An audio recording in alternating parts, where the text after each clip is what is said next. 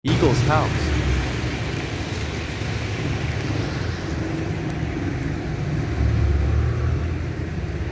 Eagle's House, owned by Celso Ledesma, built in 1922.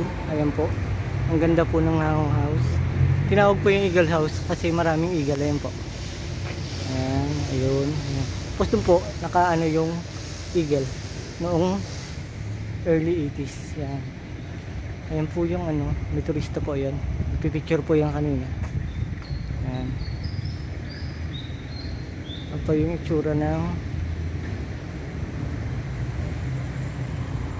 Eagle's House.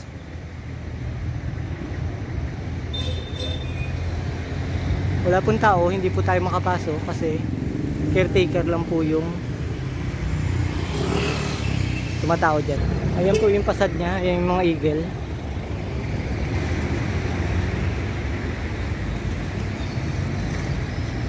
Bangko po yan nung una, yung nasa ilalim, nakikilan po yan ng bangko. Ayan po. Ito po yung main door nila. Ayan po yung terrace. Have a nice day.